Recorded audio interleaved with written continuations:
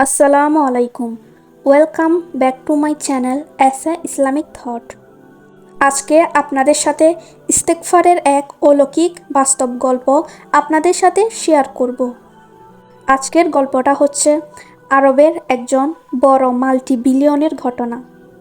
গল্পটি বলেছেন একজন শায়েখ। শায়েখটি বলছিলেন, আমি প্রায় 5 থেকে 6 বছর আগে একজন ব্যবসায়ীর বাড়িতে গিয়েছিলাম। সেই ব্যবসায়ীর সব কিছু দেখে আমি অবাক হয়ে গেলাম। আমি ভাবলাম, উনাকে জিজ্ঞেস করি উনি এত বড় ব্যবসা কিভাবে দাঁড় করিয়েছেন। যখন শেখ শায়েক ব্যবসায়ীকে জিজ্ঞেস করল, ব্যবসায়ী বলল, আমি আল্লাহর জিকির দ্বারা এই বড় ব্যবসা দাঁড় করিয়েছি আর আমার এত নামডাক হয়েছে। শেখ অবাক হয়ে গেলেন, কারণ তিনি প্রথমবার কোনো ব্যবসায়ীর মুখে এমন কথা শুনেছে যে আল্লাহর জিকির দ্বারা এত বড় ব্যবসা এবং কোটি কোটি টাকার সম্পদ অর্জন করেছে। আপনি যদি কোনো কোটিপতিকে জিজ্ঞেস করেন, তাহলে তারা বলবে, আমি অনেক পরিশ্রম করে এই ব্যবসা দাঁড় করিয়েছি। আমার অনেক বছরের পরিশ্রমের ফল এই ব্যবসা। শায়েখ বলেছেন, আমি আবারও ব্যবসায়ীকে বললাম, আপনি যদি একটু বিস্তারিত বলেন। ওই ব্যবসায়ীটি বলতে শুরু করলেন, আমি আজ থেকে কিছু বছর আগে অনেক অভাবে ছিলাম, অনেক মুশকিল অবস্থা ছিল, অনেক ঋণে ছিলাম। এই দাওয়াতে যে মানুষগুলো ছিল সবাই কিন্তু ব্যবসায়ী সম্পর্কে সব কিছু জানত। সুতরাং ব্যবসায়ী যা বলেছেন সব কিছু সত্য। ব্যবসায়ী বললেন, আমি একবার মসজিদে গেলাম। ইমাম সাহেব তখন মসজিদে খুতবা দিচ্ছিলেন। সে সময় এ বিষয়ে আলোচনা হচ্ছিল যে ইস্তেগফারের ফজিলত এবং বরকত। ইমাম সাহেব বলছিলেন, ইস্তেগফারকারীর জন্য আল্লাহ তাআলা কিভাবে গায়েবী রাস্তা খুলে দেন, কিভাবে ইজ্জতের দরজা খুলে দেন। ব্যবসায়ী বলছিলেন, এই বয়ান আমি জীবনে আর কখনোই শুনিনি, আর না আমি ইস্তেগফারের এই ফজিলত সম্পর্কে জানতাম। ব্যবসায়ী বললেন, আমি এই বয়ানটি শোনার পর নিজেকে ইস্তেগফারের মধ্যে মশগুল করে নিলাম।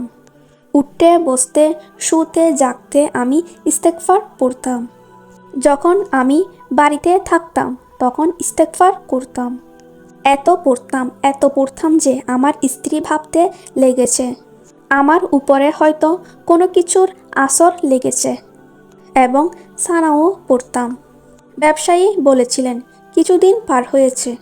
আমার মালির অবস্থা এবং আমার ঘরের অবস্থা এত তাড়াতাড়ি ভালো হতে লেগেছিল যে আমি নিজেই অবাক হয়েছিলাম। একদিন এই ব্যবসায়ীর দরজায় একজন ব্যক্তি কড়া নাড়ল।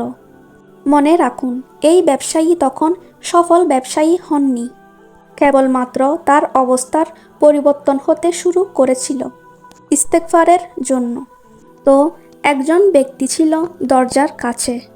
সেই ব্যক্তিটি এই ব্যবসায়ীর নাম নিয়ে বললেন, এই ব্যাগটা আপনার জন্য।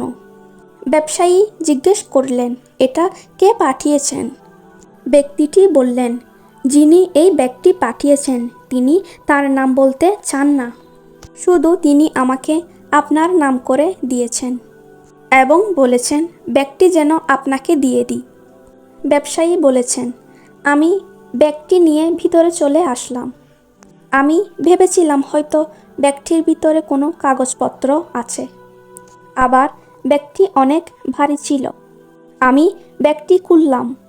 আপনি বিশ্বাস করবেন না যে ব্যাগটিতে কি ছিল। ওই ব্যাগে 1,00,000 আরব ইমারতির দেরহাম ছিল। আপনারা আন্দাজ করতে পারেন যে আমাদের দেশে 1,00,000 আরব ইমারতের দেরহাম মানে 80 লক্ষ টাকা মতো হবে। যে সময়ের এই ঘটনা, তখন এই টাকার অনেক দাম ছিল।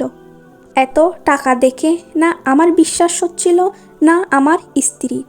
কিন্তু তখন আমি আল্লাহ তাআলার শুকরিয়া আদায় করলাম এবং আমার মধ্যে এই বিশ্বাস চলে আসলো যে এটা আল্লাহর সাহায্য।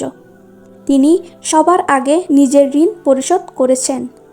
ব্যবসায়ী আরও বলেছেন, এরপর থেকে আমি ইস্তেগফার আর ছাড়িনি। ইস্তেগফার করার পরিমাণ আরও বাড়িয়ে দিই। পড়তেই থাকলাম। আল্লাহ তাআলা আমাকে সেই দিনটাও দেখিয়ে দিলেন যে আমার কাছে এত টাকা জমা হয়ে গেল। আমার 7 প্রজন্মের জন্য যথেষ্ট।